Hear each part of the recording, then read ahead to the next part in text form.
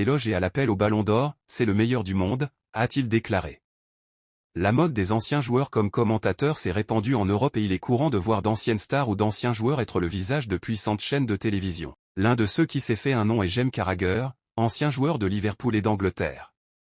Carragher est toujours très critique à l'égard du Real Madrid, peut-être en raison des récentes défaites de Liverpool contre le club méringué en Ligue des Champions.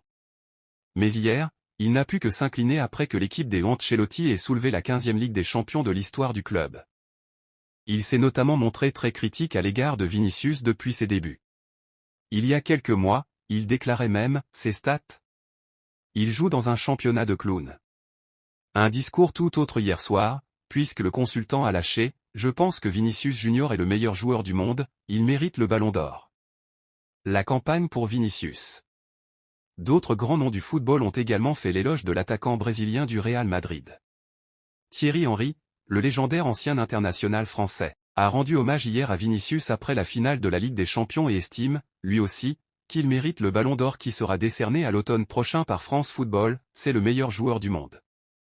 Steve Manaman a lui aussi appuyé la nomination du numéro 7 madrilène sur TNT Sport, il doit être le grand favori.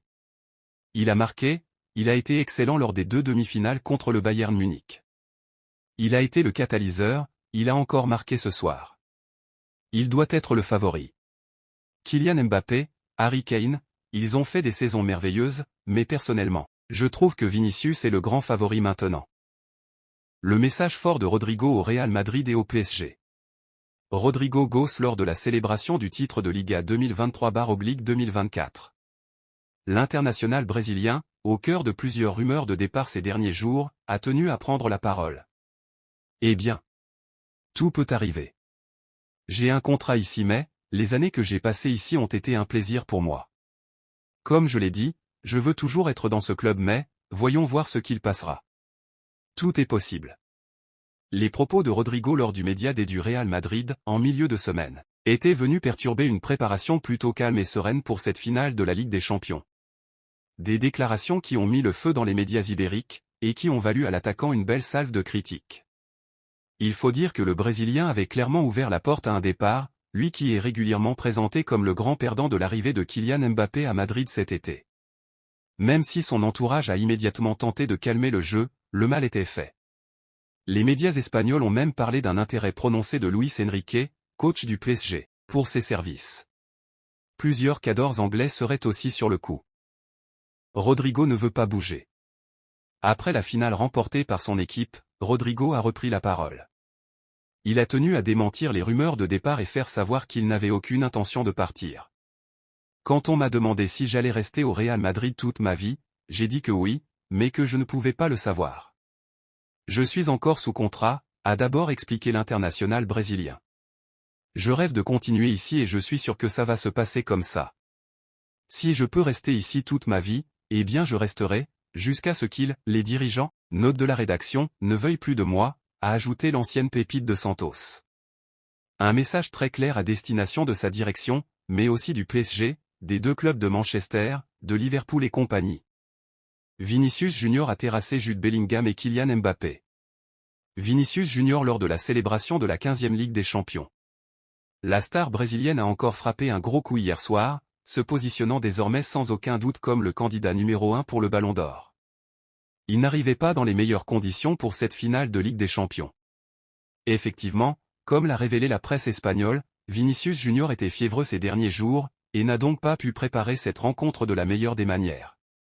Pourtant, samedi soir sur la pelouse de Wembley, l'ancien de Flamengo n'a montré aucun signe de faiblesse. Il a encore rendu une belle copie, comme c'est devenu habituel dans les matchs à enjeu.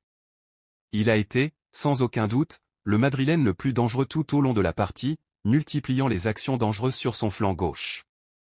Surtout en deuxième période, avec plusieurs dribbles réussis dans les derniers mètres, puis, ce but du break.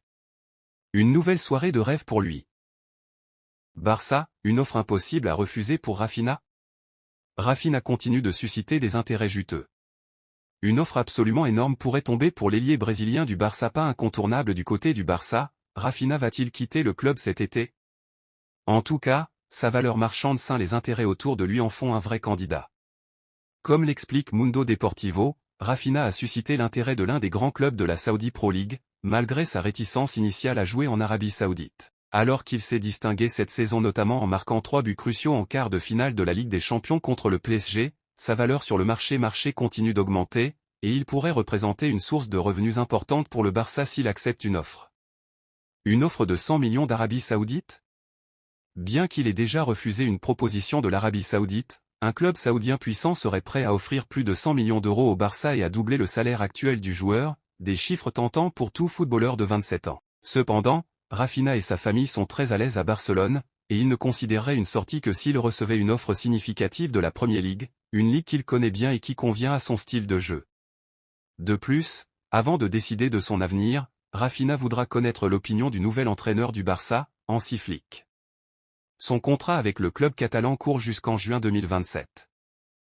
Barça, énorme révélation sur Xavi et Joao Félix. Les dessous de la relation Xavi-Félix dévoilée, si la situation de Vitor Roque reste floue au Barça, c'est également celle de Joao Félix qui va devoir être éclaircie. Le Portugais, qui a fait des débuts en trombe sous les ordres de Xavi s'est éteint petit à petit ou du moins Xavi l'a éteint. Le technicien de 44 ans ne le faisait plus beaucoup jouer sur la fin. On en sait un peu plus sur les dessous de cette relation. Xavi ne voulait pas de Félix.